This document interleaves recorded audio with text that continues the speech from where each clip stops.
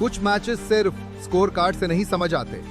कुछ मुकाबले ऐसे होते हैं जहां एक टीम धीरे धीरे पूरे मैच का कंट्रोल अपने हाथ में ले लेती है, और आरसीबी वर्सेस पीबीकेएस का ये मुकाबला पूरी तरह उसी कैटेगरी में आता है, क्योंकि एक तरफ थी पंजाब किंग्स की एक्सप्लोसिव बैटिंग लाइनअप और दूसरी तरफ थी रॉयल चैलेंजर्स बेंगलुरु की calculated aggression.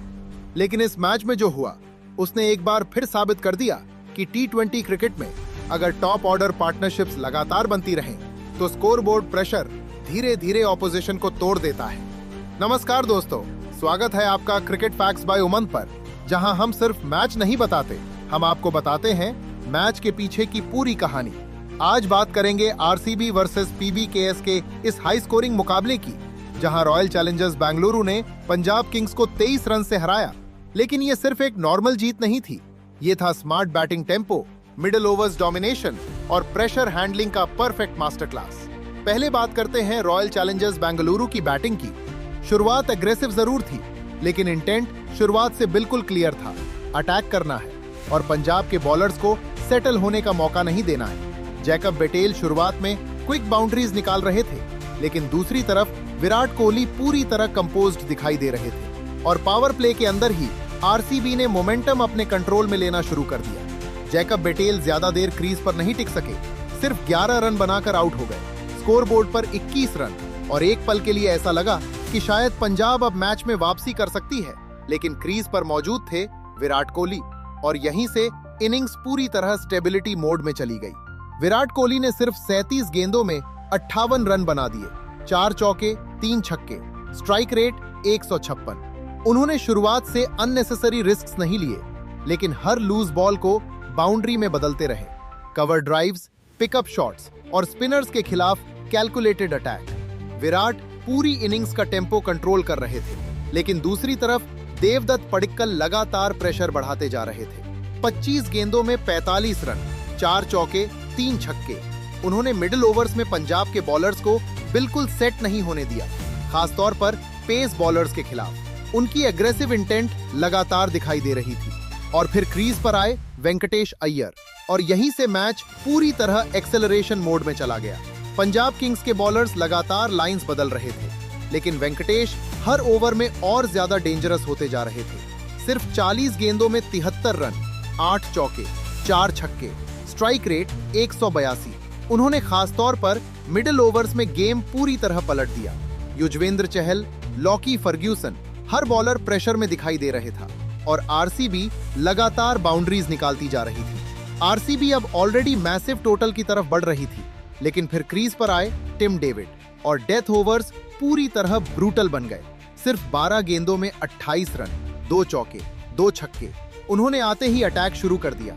Wide yorker, slower balls, हर वेरिएशन बाउंड्री में बदलती जा रही थी। और जिस बॉलिंग अटैक में अर्शदीप सिंह, लॉकी फर्ग्यूसन और युजवेंद्र चहल जैसे बॉलर्स मौजूद थे, उसी अटैक के खिलाफ आरसीबी ने बना दिए 222 रन।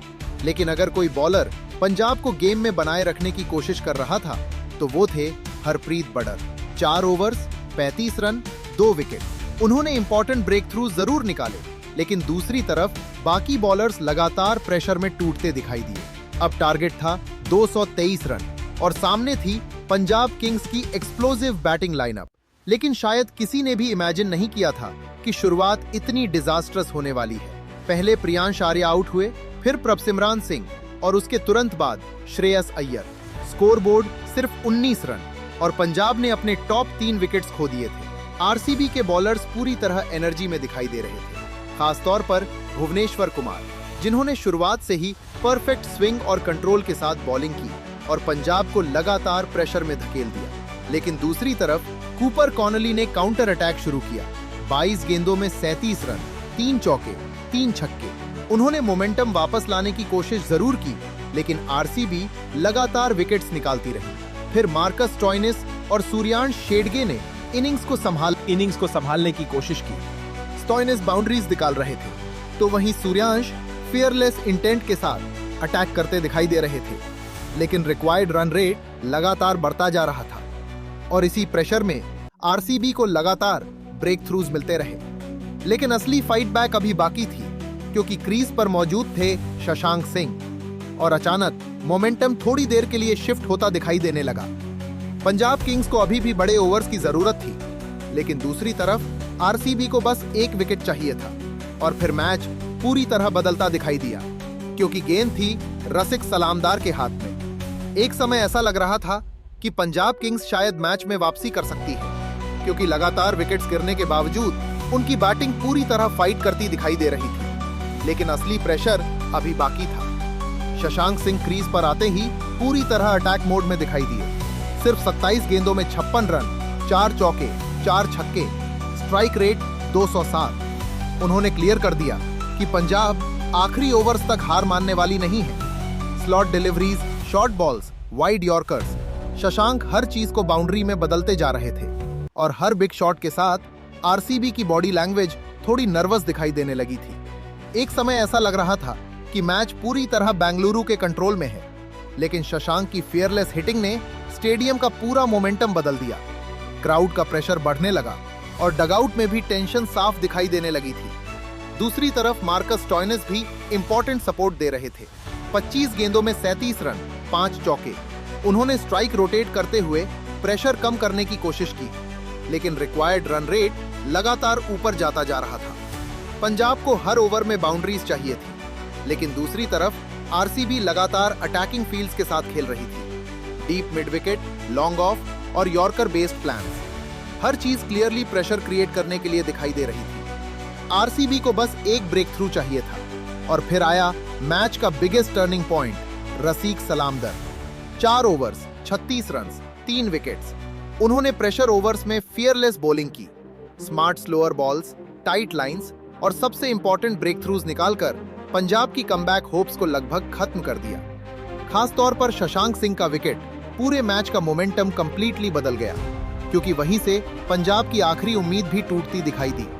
भुवनेश्वर कुमार में शुरुआत में टॉप ऑर्डर कोलैप्स कराया। जोश हेजलवुड ने मिडिल ओवर्स में प्रेशर बनाए रखा और दूसरी तरफ पंजाब लगातार स्कोरबोर्ड प्रेशर में फंसती चली गई। फिर आखिरकार 20 ओवर्स खत्म हुए और पंजाब किंग्स 199 रन तक ही पहुंच पाई, 223 रन के टारगेट के सामने, और रॉयल चैलेंजर्स बेंगलुरु ने 23 रन से जीत हासिल कर ली। ये सिर्फ एक जीत नहीं थी, ये था पार्टनरशिप्स, कंट्रोल्ड एग्रेशन और प्रेशर हैंडलिंग का कंप्लीट मास्टर क्लास। और दिस मैच के सबसे बड़े गेम चेंजर रहे वेंकटेश अय्यर। 40 गेंदों में 73 रन, 8 चौके, 4 छक्के और मिडिल ओवर्स में पूरी तरह मोमेंटम बदल देने वाली इनिंग्स। तो दोस्तों, आपके हिसाब से इस मैच का सबसे बड़ा टर्निंग पॉइंट क्या था?